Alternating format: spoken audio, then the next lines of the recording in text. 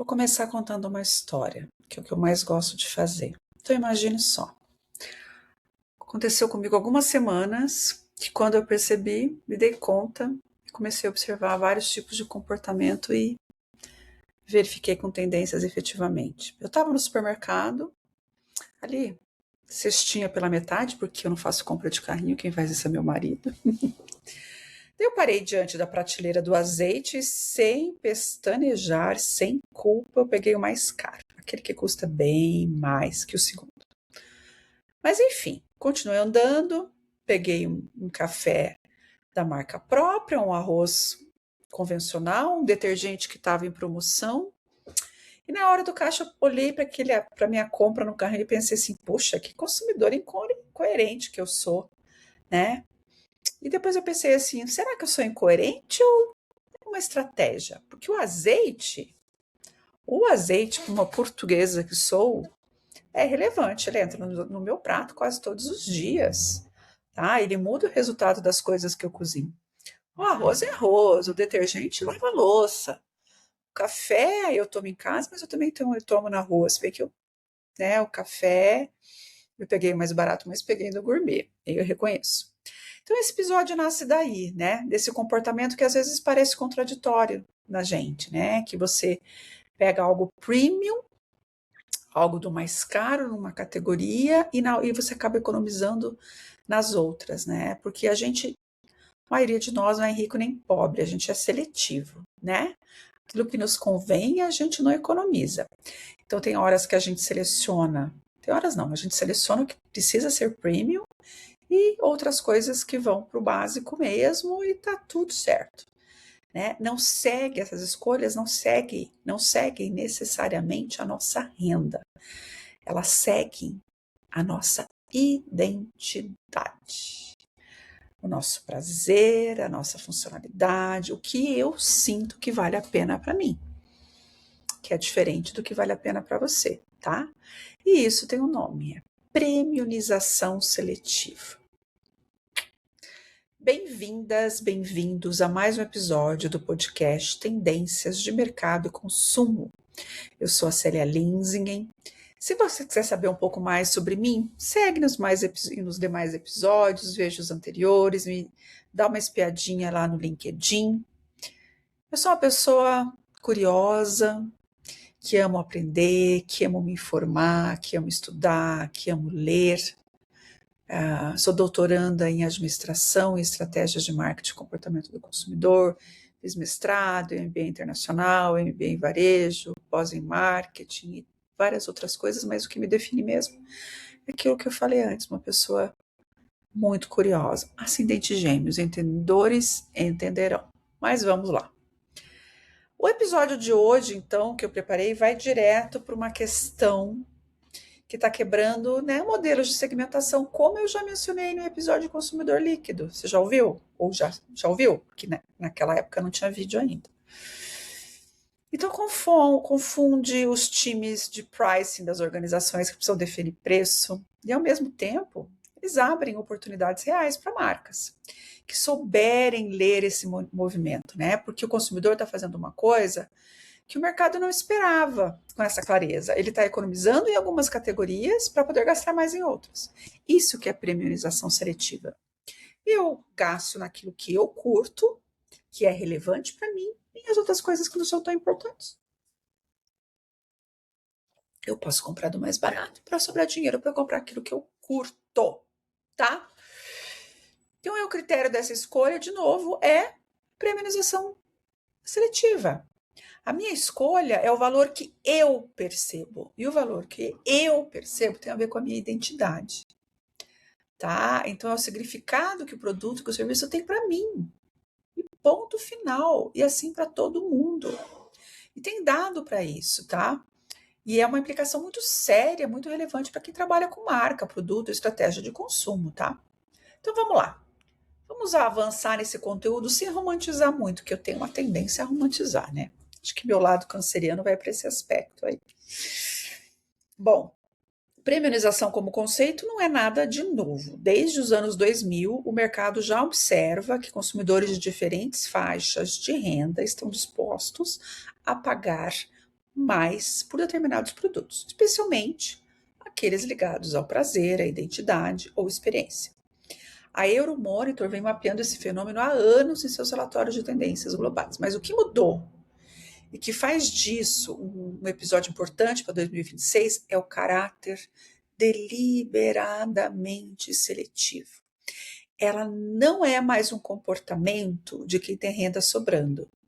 Ela virou uma estratégia consciente de consumo, inclusive entre quem está sob pressão financeira real. Tá?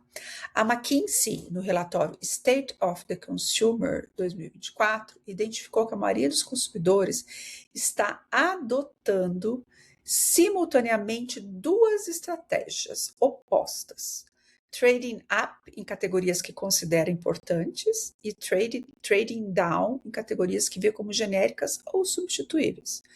Tá? É o que eles chamam de strategic spurging.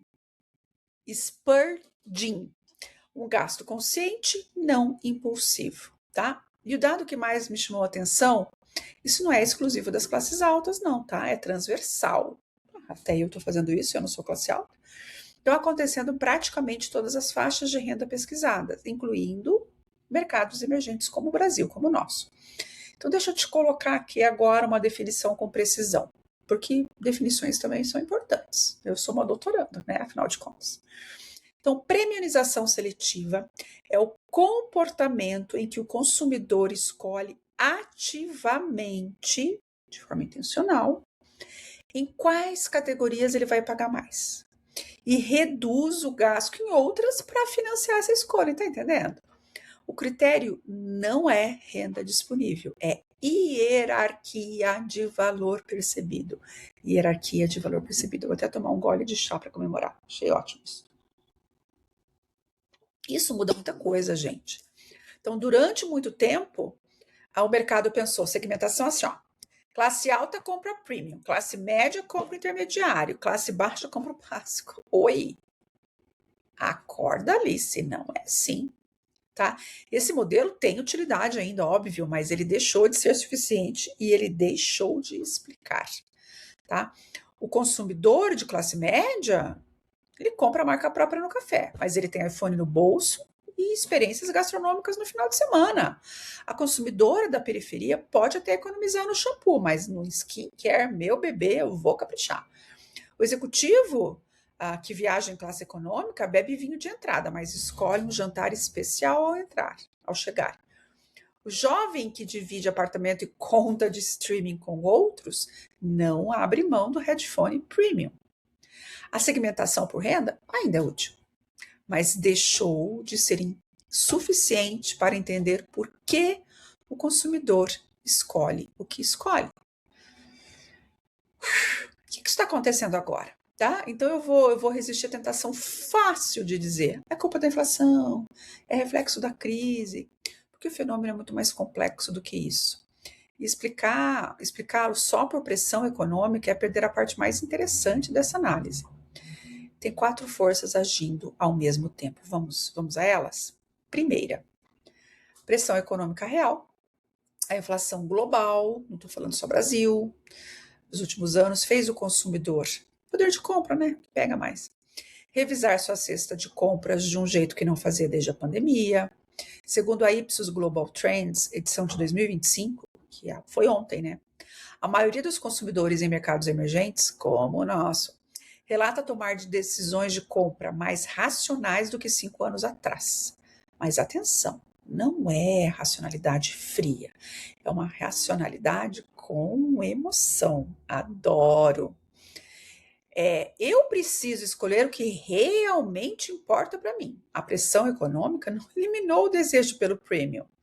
Ela aumentou a exigência de justificativa, então eu tenho que me organizar melhor. Ponto. Segunda, a premiumização da autoexpressão. A WGSN vem dizendo há pelo menos 2 ciclos de tendência. O consumidor contemporâneo usa o consumo para contar quem ele é. E antes disso, gente, tem muito mais gente importante falando isso, como o próprio Belk. Quem quiser, eu mando o artigo. Mas o que ele está contando, né, é cada vez mais seletivo. Você não é mais o que você usa como um todo. Você é o que você escolhe usar no que importa. Isso faz com que a escolha de pagar caro em um vinho, numa viagem, num tênis de corrida ou no skincare seja um ato de afirmação da sua identidade. Não é extravagância, gente, é sinal. É a forma como esse consumidor diz para si mesmo e para o mundo: aqui está o que eu valorizo. Terceira, o acesso ampliado ao premium. Esse é o ponto mais subestimado, talvez, na análise de segmentação. O premium ficou mais acessível, não necessariamente mais barato, mas mais disponível. O parcelamento, as plataformas de revenda, né, os e-commerce, os outlets, mercado de segunda mão ou pré-amados, como dizem nossos vizinhos estadunidenses, os clubes de assinatura com curadoria, tudo isso criou um caminho para o premium que antes não existia da mesma forma. Então a experiência de produto premium meio que se democratizou. E quando o premium se democratiza, ele deixa de ser marcador exclusivo de renda. Ele se torna marcador de preferência. E preferência é muito mais difícil de mapear do que renda. Gostou? Demais, né? Quarta, a morte do meio genérico. Nossa, que fônebre ficou esse título. Então, o mercado mais intermediário, isso a gente está vendo em vários segmentos, gente. Aquele que não é o mais barato nem o mais caro está sendo espremido. Cresce o luxo, cresce o básico e o centrão está sendo esmagado. A Nielsen chama isso de missing middle. Marcas que estão no meio do caminho, sem vantagem clara de preço e sem proposta diferenciada de valor, estão perdendo o mercado de forma consistente. O consumidor está polarizando. Ele vai ao extremo barato quando o produto é diferenciado para ele e vai ao premium quando quer valor. O que ele está evitando é aquele meio termo sem justificativa. Tá? Isso tem o nome Barbell Strategy. O consumidor distribui seu gasto nos dois extremos da barra. E o meio da barra fica vazio. E aí, a tua empresa, tua marca, teu produto, teu serviço, está onde? Está no meio? Cuidado. Esse podcast é para você. O perfil do consumidor estrategista, é isso que eu vou falar para vocês. Então, antes de entrar na categoria, onde a premiumização ou seletiva aparece, eu quero fazer um retrato mais preciso de quem é, de fato, esse consumidor. Porque, gente, o risco de simplificar é grande. Ele não é necessariamente jovem, não é necessariamente urbano, não é exclusivamente classe A. Opa! O que o define é uma postura. Ele gasta com intenção. A Mintel, no Global Consumer Trends recente, descreve o que ela chama de value seeking, como uma nuance importante. Os consumidores não estão buscando os mais baratos, eles estão buscando o melhor custo-benefício percebido. E percebido, gente, é a palavra que faz toda e total diferença, porque custo-benefício é subjetivo. Ele varia de pessoa a pessoa, por categoria, por fase da vida, por momento do dia, por sentimentos, por emoções que eu estou sentindo. Então, um dado relevante para o Brasil vem do Kantar World Panel. Segundo estudos de comportamento de cesta dos consumidores brasileiros, é crescente o número de domicílios que combinam marcas próprias, aquelas que você compra a marca do supermercado, lá, o private label, com produtos premium na mesma compra. Então, você tá lá, você compra barateza, né, esse que é o mais barato, lá o detergente mais barato, o arroz mais barato, o feijão mais barato, o açúcar mais barato, que é a marca dos próprios supermercados, que a gente chama de marca própria, o private label, e produtos premium na mesma compra. Extremos que eu acabei de falar. Então, o mesmo carrinho que tem o arroz de marca simples e o azeite extra virgem importado. O mesmo carrinho que tem o detergente em promoção e o iogurte grego maravilhoso, que eu amo, tá? Isso não é dissonância cognitiva desta que vos fala. É gestão de recursos com clareza do que é prioridade para mim, tá? A Deloitte descreve um perfil dentro dessa lógica que é especialmente relevante para pensar a estratégia de marca. O Conscious Value Seeker, ou seja, né, o consumidor que reduz gastos em algumas áreas, não porque é forçado, mas porque decidiu que aquilo não está na sua lista de prioridades. É uma escolha de valores, não de necessidade. E esse consumidor é muito mais difícil de convencer via promoção, porque ele não está esperando a promoção para comprar aquilo que ele já quer. Ele não vai comprar o que não quer nem com desconto agressivo. E uma provocação fica aqui. Quando foi a última vez que você mapeou em que posição a sua categoria ocupa na hierarquia das prioridades do seu público-alvo? Não renda, hierarquia. Isso é uma pesquisa completamente diferente, bem mais reveladora. Bom, e agora vamos levar alguns exemplos onde ela aparece mais na prática? Você vem comigo? Segue aí comigo. Não sei se você está me vendo, você está dirigindo, você está na esteira, está lavando louça, está tomando chá como eu? Me conta. Então vamos lá, vamos para a alimentação. A alimentação.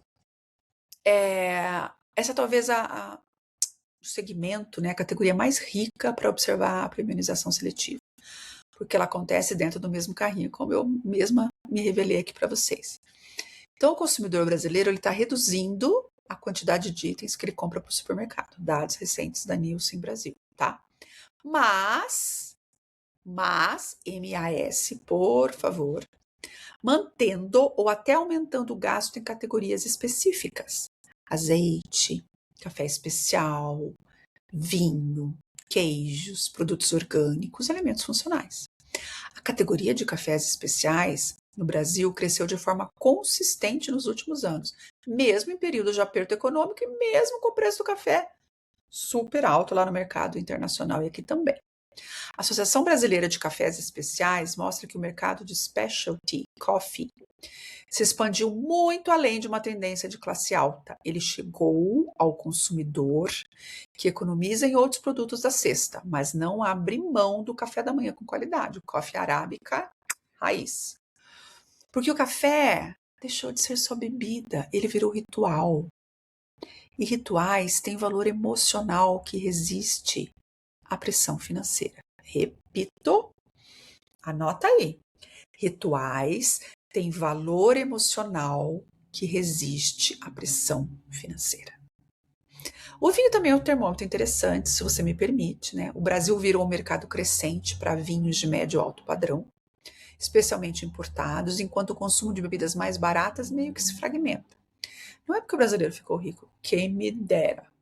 É porque o vinho entrou numa categoria de autocuidado, de ritual de final de semana, de pausa com qualidade. O que isso muda para marcas de alimentação é fundamental. O produto premium não compete mais com produtos da mesma categoria. Ele compete com o corte que o consumidor vai fazer em outra prateleira para poder comprá-lo. Sacou? Saúde e bem-estar. Esse também é um setor que eu estou enlouquecida por ele. E sempre tive, na verdade. Então, esse é o setor com a narrativa mais forte a favor da premiumização. Porque o consumidor convenceu a si mesmo, e com razão, de que saúde não é extravagância, né? Então, a pesquisa Global Wellness Economy da McKinsey aponta que saúde e bem-estar estão nas primeiras posições da lista de prioridades de gasto entre consumidores de diversas faixas de renda. Isso inclui planos de saúde, academia, suplementos, skincare, saúde mental e tudo mais que se enquadra nessa versão ampliada, cuidar de mim. No Brasil, um levantamento da Opinion Box de 2024, que não faz tanto tempo assim, sobre o comportamento de consumo, mostrou que investimento em saúde, cuidado e autocuidado, né, é uma das categorias em que o brasileiro menos está disposto a cortar, mesmo em cenários de pressão financeira. Saúde mental entrou nessa lista de forma consistente. Terapia, mindfulness, retiros, acompanhamento psicológico, pilates, yoga, meditação. Isso são despesas que o consumidor passou a classificar como essenciais e não supérfluas. Então é uma mudança cultural que afeta diretamente como marcas de bem-estar precisam se posicionar. O mercado brasileiro de skincare é um dos que mais cresceu nos últimos anos. Ele cresce especialmente em segmentos de entrada ao premium. Então, produtos com ativos, com promessas mais técnicas, que substituem a promessa vaga para o resultado esperado. Tecnologia é um outro campo, né, onde a premiumização seletiva aparece de forma quase caricata. E também é muito reveladora por conta disso, né? Você tem o consumidor que paga o smartphone mais caro do mundo, do mercado, você sabe qual é, mas compartilha a senha de streaming com 6 pessoas. Aham. Quem compra um notebook top de linha para trabalhar, mas vai de ônibus para economizar no transporte. Quem tem o headphone premium, mas assina o plano mais básico de qualquer serviço que ele vê como commodity. A lógica é consistente, a tecnologia que toca na identidade e na experiência pessoal. O dispositivo que você segura, que você usa para trabalhar, que acompanha sua rotina, você mostra para os outros. Eu falo sempre isso em sala de aula, né? É onde o premium entra sem resistência. A tecnologia que é invisível, que o outro não vê, que fica no fundo, que fica lá no seu quarto, a gente economiza sem culpa, tá? Então, isso é muito útil para empresas, marcas de tecnologia pensarem em seu posicionamento. A pergunta não é qual o preço que o consumidor aceita? A pergunta é: o que eu represento na vida do consumidor? Sou dispositivo de identidade ou sou infraestrutura? A resposta determina toda a estratégia de pricing e comunicação. É, né, gente? Viagens e experiências. O consumidor está polarizando dentro da própria viagem. Economiza no voo, na acomodação básica e concentra o gasto numa experiência específica de alta qualidade. Dados da Booking e da Expedia mostram o crescimento de buscas por experiências premium, jantares, passeios, hospedagem especial de uma noite, combinadas com voo na classe econômica. Então, o consumidor ele está montando suas viagens em camadas, onde ele pode baratear e onde ele quer um momento memorável, programável para alguns, né? Isso tem uma aplicação direta para o setor de turismo e hospitalidade. O consumidor não está mais pensando qual é o nível da viagem, ele está pensando em qual é o momento especial dessa viagem, e é ali que ele vai investir, o resto ele vai otimizar. Eu sei que eu falei do mercado pet recentemente, mas vamos nessa. Pet economy é muito importante. Esse setor revela com muita clareza o que o consumidor considera prioritário quando há vínculo emocional envolvido. Sempre ela a emoção. O mercado pet brasileiro é um dos que mais cresceu nos últimos anos e segue crescendo. É ração premium, é plano de saúde para animais, é serviços veterinários especializados, é estética, produtos funcionais, é longevidade, e vai, né? A lista só cresce. O consumidor brasileiro gasta mais com seu cachorro ou gato do que muitos itens do seu próprio cuidado. O perfil de quem gasta com pet premium não é exclusivamente alta renda, é transversal, como tudo, né?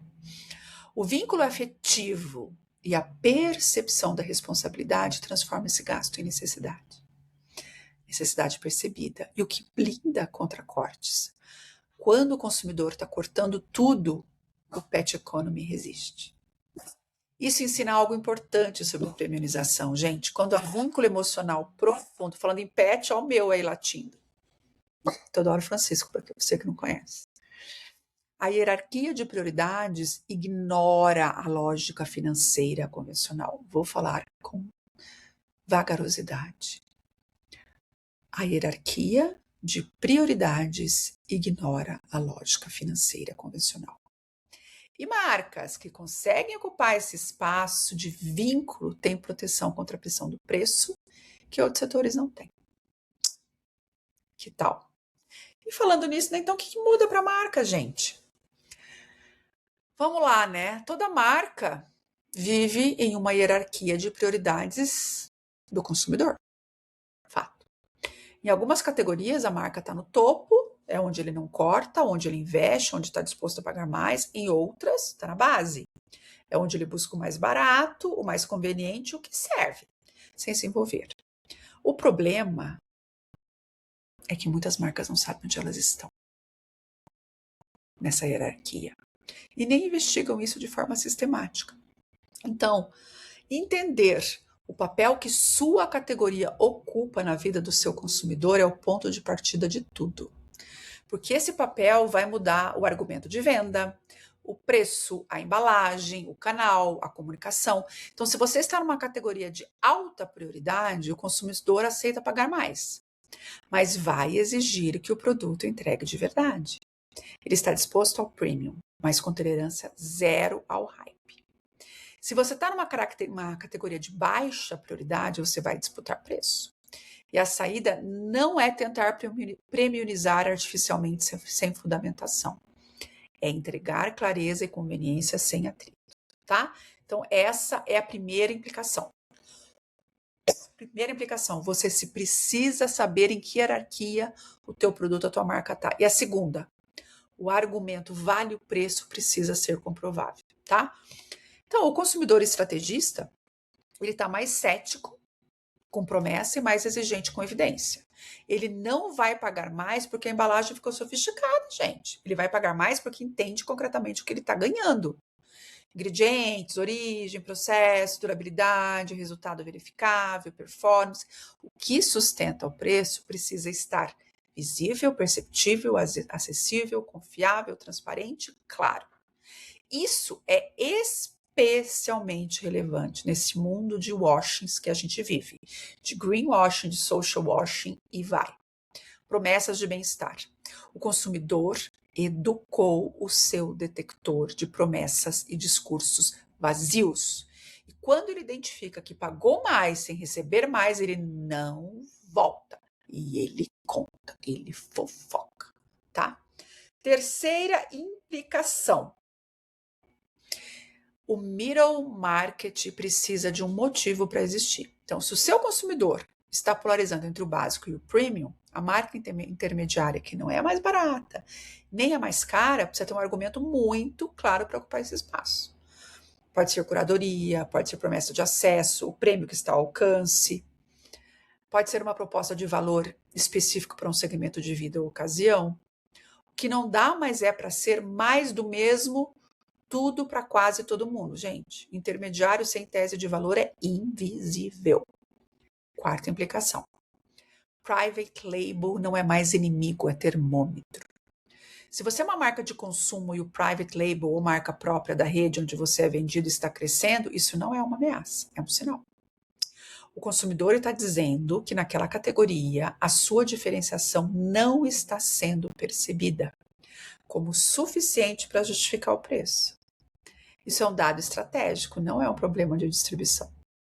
A resposta não é brigar com o preço do private label, é entender onde você pode criar valor percebido real, entregar isso com consistência. Porque quando a diferenciação é genuína e comunicada com clareza, o consumidor paga. Ele demonstra isso todos os dias, no mesmo carrinho onde ele coloca o arroz barato e o azeite premium. E o Brasil, né? E o Brasil nessa história? Então, vou até respirar aqui. O Brasil merece um bloco separado aqui. Ela não é nova como comportamento aqui, lógico, né? O brasileiro já prioriza, já desenvolve estratégias de priorização de prazer, mesmo em períodos de crise. Quando foi identificada a nova classe média brasileira, lá nos anos 2010, observou-se que o brasileiro tende a manter gastos com lazer e pequenos prazeres, mesmo quando corta em outras áreas. Porque esses cortes, né, esses gastos nessas áreas funcionam como um amortecedor emocional. Então, cultura, religiosidade, relações sociais, prazer cotidiano, tem um papel de suporte psicológico no consumo brasileiro que vai além do racional. Mas o que mudou, né, já que não é novo, é a sofisticação dessa escolha. E hoje o nosso consumidor, o brasileiro, ele está mais informado, ele pesquisa antes de comprar, ele lê avaliação, ele compara preço em 3 plataformas antes de finalizar a compra, ele assiste a review no YouTube antes de decidir. Ele não é fiel por hábito, ele é fiel por convicção construída com informação. E ele tem um acesso a um arsenal de canais que tornam o prêmio mais alcançável. marketplaces que vendem de tudo parcelado, aplicativos de cashback, grupos de desconto, outlets, físicos e digitais, plataformas de revenda. Então, a fronteira entre o consumidor de alta renda e o consumidor de renda média para o prêmio ficou mais porosa do que era há 10 anos. Tem um dado do mercado de alimentos e bebidas que parece bem representativo. O crescimento de pequenos negócios no setor de alimentação premium no Brasil, restaurantes especializados, pequenos produtores de queijo artesanal, azeite, café especial, chocolate, avançou mesmo em períodos de contração econômica. O consumidor não parou de consumir premium. Ele ficou mais seletivo, que é o nosso tema, sobre onde e como consome. E tem um elemento que é muito brasileiro, que aparece em poucos relatórios internacionais, que poucos conseguem captar isso com precisão. O consumo premium como afirmação de acesso em contextos onde antes ele não chegava. Então, o celular top de linha na mão de quem mora em uma região periférica, o tênis de marca comprado parcelado, o evento premium acessado via Pix, o vinho importado na confraternização de trabalho, a primeira viagem internacional. Isso não é aspiração ingênua, nem compra responsável em todos os casos. É uma afirmação concreta. Eu também tenho acesso. Em categorias específicas, em momentos escolhidos, eu também tenho acesso. Isso muda o significado cultural do premium no Brasil de forma profunda. A Kantar, em estudos de brand equity no mercado brasileiro, ó, o Teodoro, que a percepção de luxo acessível é uma das mais poderosas alavancas de preferência de marca entre consumidores de classes C e D. Não é um luxo inacessível que cria desejo, é a sensação de que você está recebendo algo especial, algo que vai além do comum, que você pode pagar. Marcas que entendem essa distinção têm uma vantagem enorme sobre as que ainda comunicam para um consumidor de alta renda imaginário. Não vou regravar, tá? Então, desculpem o barulho do tetel, tá? Diminuir na O Sebrae também vem mapeando como empreendedores de pequeno porte estão aproveitando esse movimento. Nichos de alimentação premium local, experiências diferenciadas de serviço, produtos artesanais com storytelling autêntico, tá? Então, a premiumização seletiva, ela cria um espaço para negócios menores competirem com margens melhores, desde que a proposta de valor seja genuína e comunicada com clareza. Sempre isso, tá? Bom, eu não posso deixar de falar nos riscos, né? Porque também tem armadilhas na premiumização seletiva, tanto para marcas, quanto para consumidor, né? Para o mercado como um todo, né? Então, tem muita marca tentando surfar nessa onda sem investir no produto de verdade. Então, tem uma embalagem legalzinha, um storytelling legal, um preço elevado, mas formulação igual ao básico, cadeia de fornecimento pouco transparente, atendimento medíocre. O consumidor estrategista é sensível, ele é esperto. Quando ele percebe que pagou mais e não recebeu mais, ele não volta, ele conta para os outros com uma eficiência absurda, que não dá para neutralizar. Então, a velha lógica, premium é branding, sem substância, não sobrevive ao nível de informação e senso crítico que o consumidor tem hoje, tá? Bom, o risco para o consumidor agora. Premiumização como fuga emocional. Então, é difícil, mas é real. Então, em contextos de pressão, ansiedade crônica, saúde mental em risco, o consumo premium de pequenos prazeres pode virar uma válvula de escape. Essa válvula de escape esconde dificuldades financeiras maiores. O eu mereço esse cafezinho gourmet pode ser uma afirmação saudável de bem-estar, ou pode ser um padrão de microendividamento que se acumula sem que a pessoa perceba. Então, a pesquisa da Mintel sobre comportamento de consumo em momentos de estresse mostra que a compulsão por compra por recompensa emocional é um dos padrões mais difíceis de identificar e de interromper, porque ele é culturalmente validado, né? Então, marcas responsáveis precisam pensar nisso. E o risco para o mercado? A ilusão da democratização que não chega ao fundo. Então, quando o premium está em todo lugar, no aplicativo de entrega, no parcelamento de 12 a 24 vezes, na prateleira do mercado popular, ele perde parte do seu significado diferenciador. Marcas que viviam da exclusividade precisam repensar o que exclusividade significa em um mundo onde o acesso se ampliou. E tem um risco adicional que o mercado brasileiro precisa monitorar. A premiumização seletiva chega com mais força a consumidores que têm alguma margem de manobra. Para quem não tem essa margem, e no Brasil esse percentual é muito significativo, a narrativa de escolha onde bem gastar pode soar como uma conversa que não é com eles, o que levanta uma questão estratégica e ética para marcas. Como construir valor genuíno em categorias que precisam ser acessíveis para todos, não só para quem pode escolher onde premium. Bom, a premiumização seletiva me interessa tanto porque ela desconstrói uma crença muito confortável do mercado, de que o consumidor segue lógica clara e previsível de acordo com a sua renda. Não segue. Tem hierarquias de valor, eu e você, que são profundamente pessoais, culturais e situacionais. E essas hierarquias mudam. O que era supérfluo ontem pode ser essencial hoje, amanhã. Depende de uma fase de vida, de uma mudança de hábito, de uma informação nova, de uma experiência que transformou a percepção. Então, quando o azeite entra na vida de alguém como um ritual de cuidado, ele para de ser um item de supermercado. Quando o café especial vira uma pausa intencional no meio do caos do dia a dia, ele para de ser uma bebida.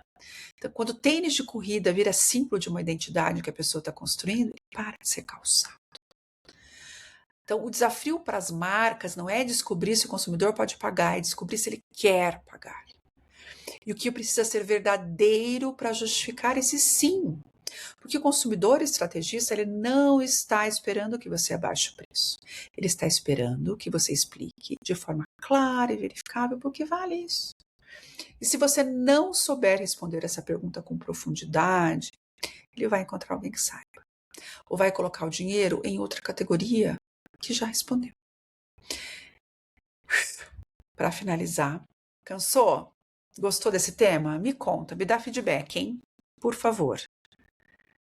Sua marca está sendo pensada para um segmento de renda ou para uma hierarquia de prioridades? Esses são dois modelos de leitura completamente diferentes. E a hierarquia de prioridades é o que o mercado de 2026 adiante vai exigir de quem quer continuar relevante. Que tal? Gostou dessa dica? Muito obrigada por você estar comigo até o final. Se você curtiu, gostou, guarde, salve, comente que eu vou amar, compartilhe, faça o que você quiser, que é um ambiente democrático. Até o próximo episódio.